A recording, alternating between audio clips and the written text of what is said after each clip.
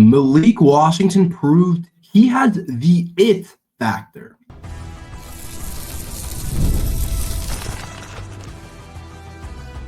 You are Locked On Terps, your daily podcast on the Maryland Terps, part of the Locked On Podcast Network. Your team every day. What's up, everyone? I'm Tre Moore, host of Locked On Terps, part of the Locked On Podcast Network, your team every day. So thank you guys for all making us part of your day. And today's episode is brought to you by Monarch Money. Take control of your finance with Monarch Money and use code LOCKEDONCollege at monarchmoney.com for 50% off your first year. Maryland's Malik Washington, I think, proved against Northern Illinois that he has something called the it factor. So in football, not all quarterbacks are made the same. I think we can all agree with that. I think we all know that.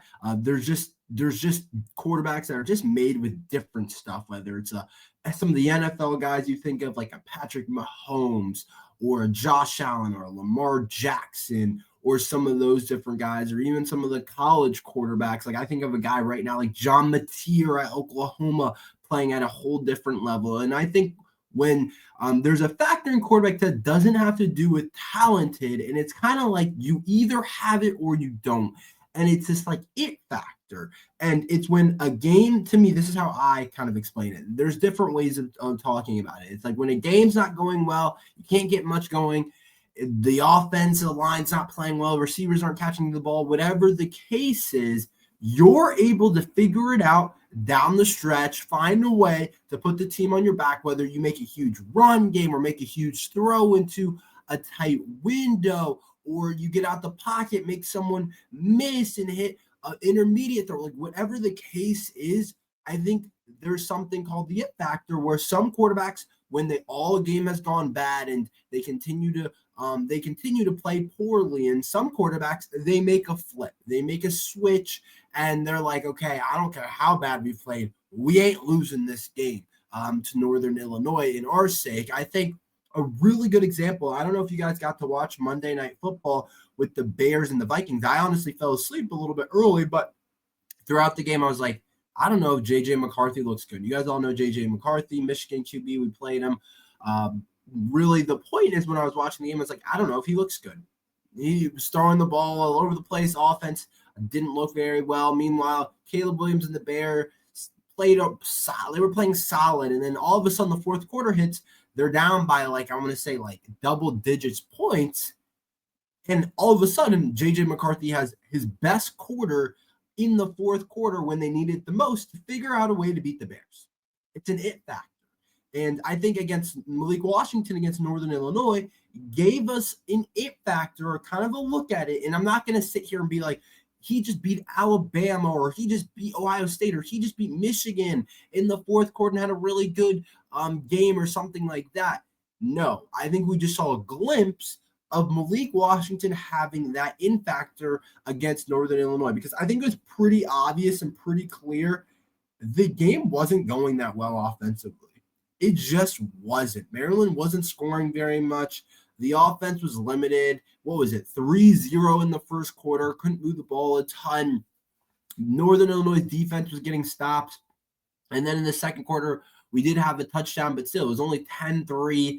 And then after that, Northern Illinois actually outplayed us in the third quarter. They won that quarter 6-3. And all of a sudden, you're looking at a pretty tight game for Maryland football, where it's 13-9 heading in, weird score, 13-9 heading into the fourth quarter. And you see an offense and a Malik Washington, and in his mind, a guy that doesn't lose a step, doesn't overthink it, still fires the ball downfield, makes some big-time throws in that fourth quarter, connects for a touchdown pass in that fourth quarter, which ended up being really big for Maryland football. And to me, I think it shows that I think Malik has that it factor. Second game in college, second game. It's not like this kid's played for 3 years at some other school, like 3 years at North Carolina or something, and he's transferring to Maryland as a fourth year, and he's used to playing in these situations.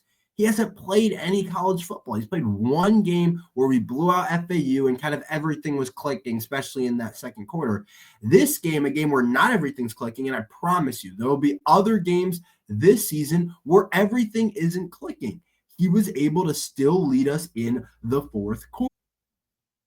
And to me, that shows that Malik has some of that it factor, some of that stuff that is really exciting, that is really big time for Maryland football. That Mike Locksley just can't teach. We can get his footwork better. We can try and improve some of his mechanics. We can try and allow him, give him tools to read defenses better, whatever the case is.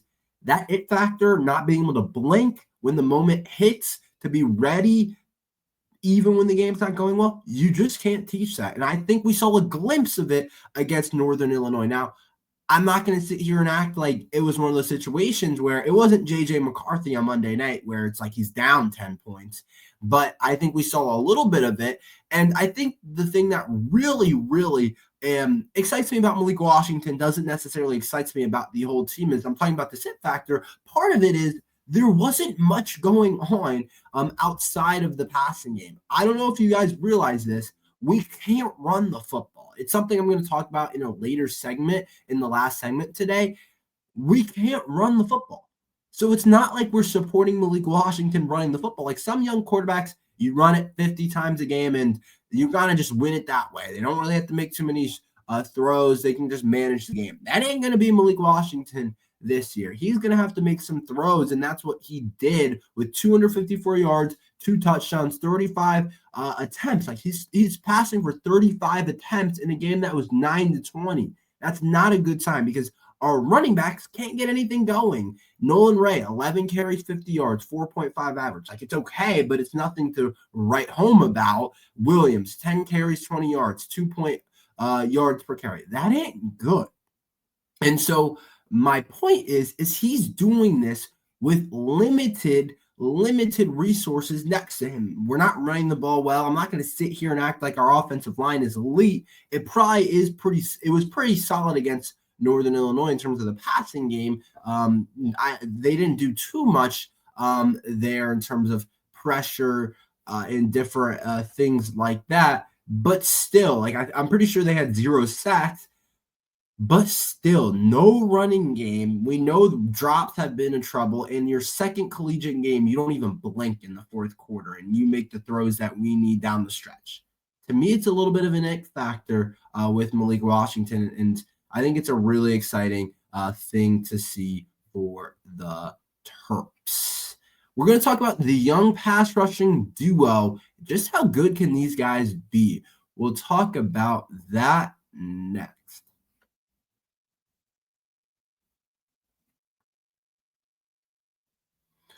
Mazda crafts cars for those who do more than simply move. Mazda delivers confidence with every ride with more IHS top safety picks plus awards than anyone else. From footwork to breathwork, athlete sweat, all the detail, Mazda brings the same attention to how we craft every model. You can feel Japanese craftsmanship in every detail, from the metallic accents to the available Napa leather upholstery. You can make everyday drives feel like anything but smooth, or anything but from smooth handling to intuitive controls. When all-wheel drive standard is every crossover SUV, you can drive with confidence through almost any season.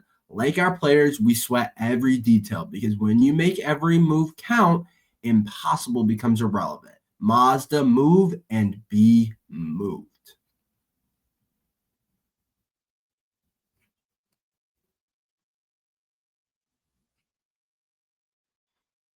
It's almost the weekend. Time to look back and crown this week's MVP and who delivered, powered by DoorDash.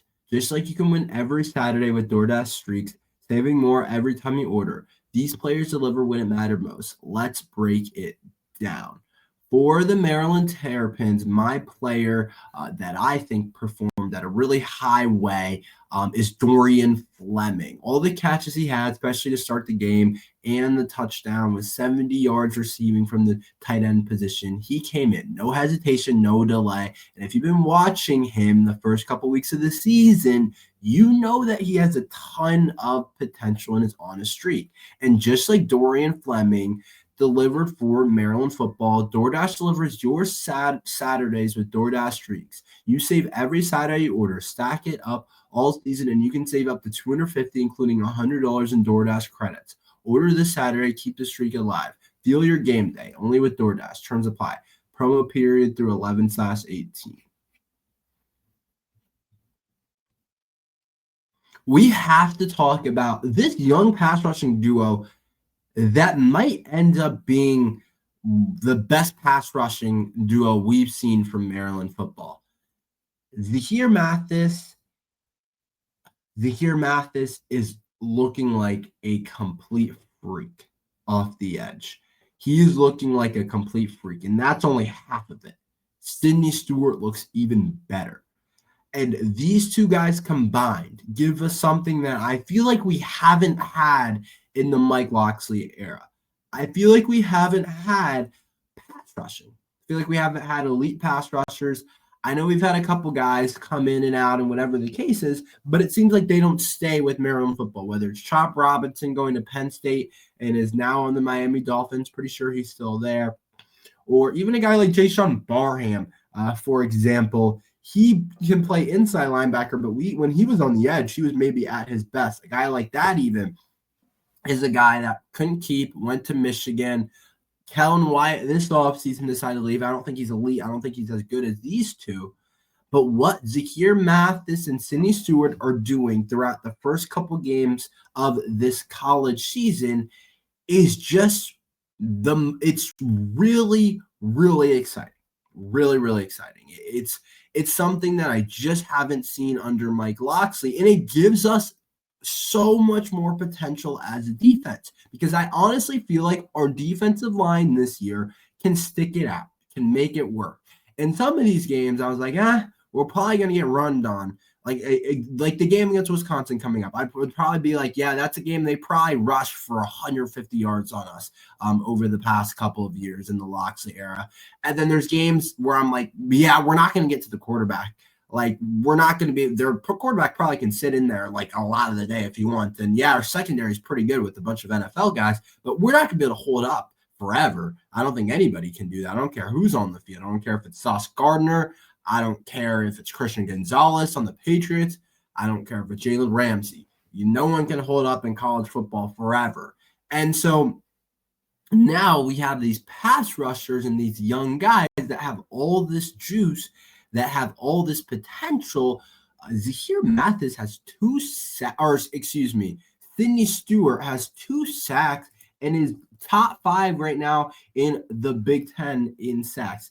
He's playing like an absolute freak. He keeps getting named to all freshman team, all different things like this because of the level that he is playing at. I'm telling you, us getting Sidney Stewart was one of the biggest things that we could have had happen so far. Yeah, 2 sacks for him, 8 total tackles. A sack in each game is huge. Zahir Mathis had a great sack against Northern Illinois as well, and we just haven't seen this. And I think it just brings up Maryland's football ceiling. And I'm telling you, having 2 guys like this come off the edge, and they're not even nearly as good as what they're going to be, but they're still better than I think anybody we had last year. Like, is that something crazy to you guys? Like, I don't know who you guys would consider our best pass rusher last year. I'd say those 2 guys are better. As freshmen right now are better. And we're going to see what it looks like when we get to a real game against Wisconsin, against Washington, against Nebraska. See if that continues to be something that is happening. See if that is something that continues to kind of go. But as it stands now, I haven't seen a pass rushing duo that is this young, that is this good. I just haven't seen one from Maryland football. I can't even be like since I don't know when. You guys let me know when there's been the last time we've had some dudes, like 2 freshman dudes come in and it's like, yeah, these 2 guys are going to be great for Maryland football.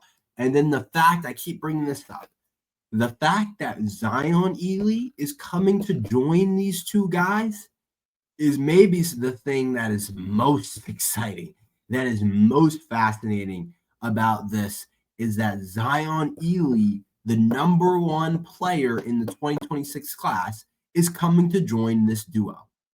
That is going to be crazy. That is going to be kind of insane to put all these guys together in one defense. But I just think we can win. I think it literally makes our ceiling way higher as a team. Like, I just think we're in way more games with a pass rush that can actually get.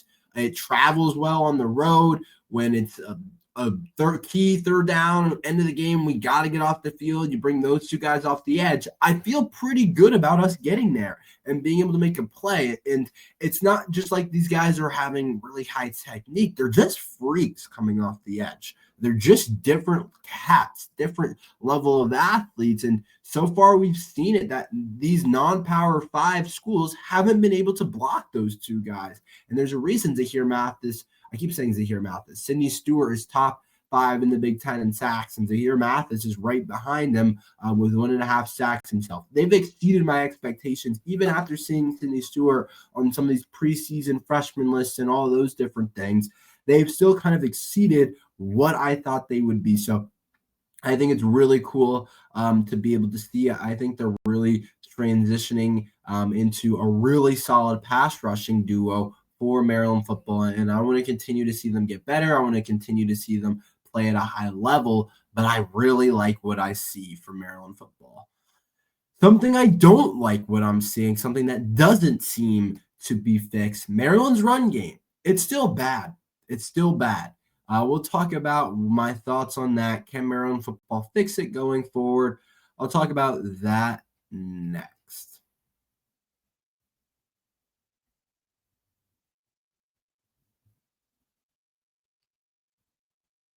The NFL season is here, and FanDuel is making sure you're ready for kickoff with a can't-miss offer.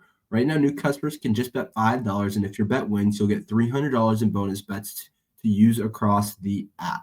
I love using the FanDuel because it fits however you like to bet. Player props, building a same-game parlay, or even jumping in live as the action unfolds. It makes every game more exciting, whether you're watching your team or just keeping an eye on your fantasy lineup. It's quick and easy and the best way to add a little more energy to Sundays.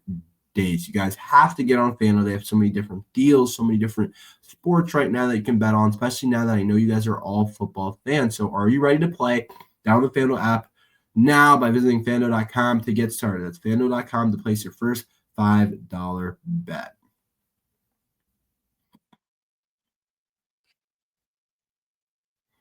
Most people can't name all their financial accounts or even their worth, whether it's a 401k, properties, or investments. And when you don't have a full picture, you can end up leaving money on the table. That's why there's Monarch Money. It's an all-in-one personal finance tool that brings your entire financial life together in one clean, easy-to-use interface on your laptop or your phone. Monarch is built for people with busy lives, and if you put off organizing your finances, Monarch is for you.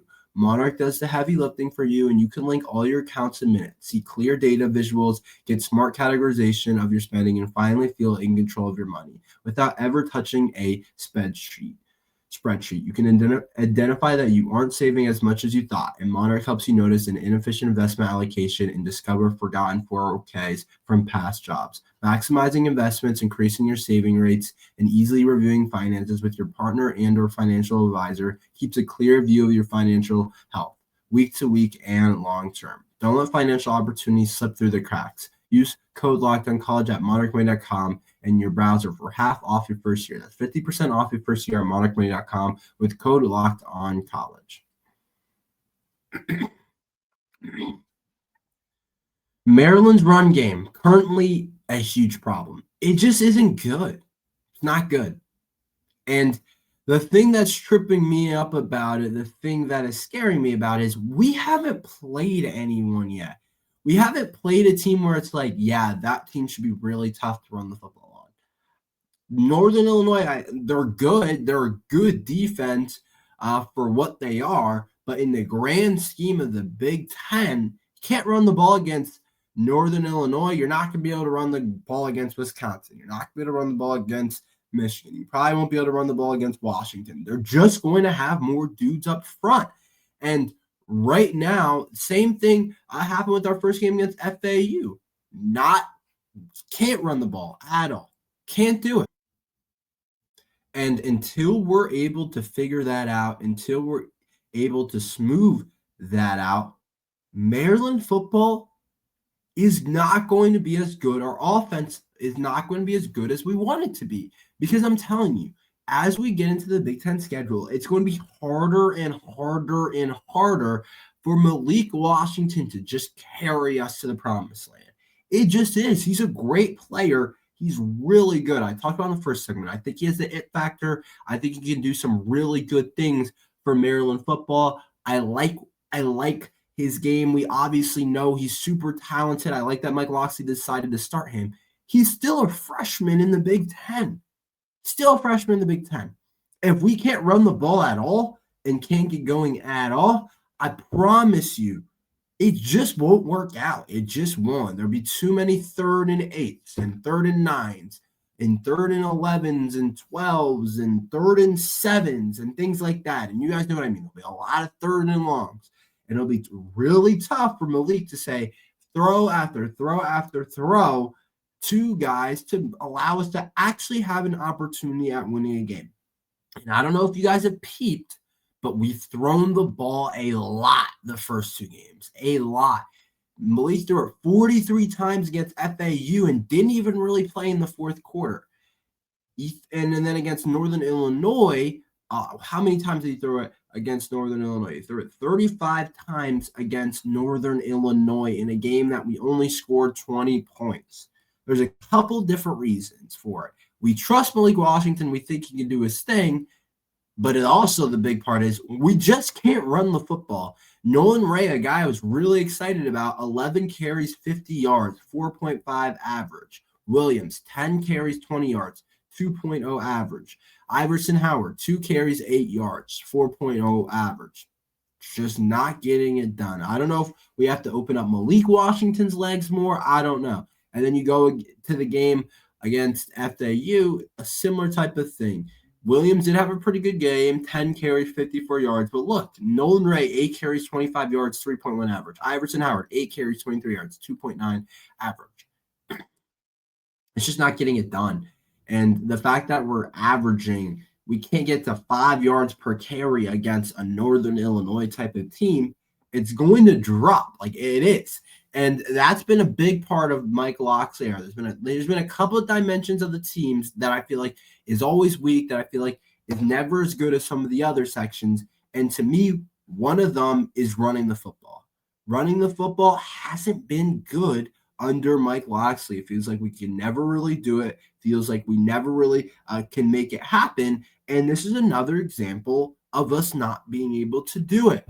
And I don't know. I didn't expect to be able to do it, and a lot of it goes on that offensive line. I don't think we have the most physically dominant group of guys up there, but there has to be something to be said for not being able to do it. I don't like. You got to go back and watch it, and I have to go back and see, is our guys not hitting the holes? Are we not blocking it well enough? What's the case? Do we need to get Malik Washington a more read option to make them respect that? I don't know exactly, but I do know we aren't going to be able to win games as much. Our offense won't be as effective as much. And even though we have this new cute pass rush that I talked about that is really exciting with these new 2 freshmen, and we're all excited about it, it won't really matter if we can't run the football, can't control the clock, can't win a game like that or 2. I think the passing offense is clearly our strength. I think we're still trying to figure it out, and it's just going to tumble down. So we better figure that out quick. I hope Locksley has things in mind to do that. But that's all we have for today. Thank you guys for listening to Locked on Terps. Make sure you like and subscribe. We're here every day talking Maryland football and basketball. So thank you guys for listening to Locked on Terps.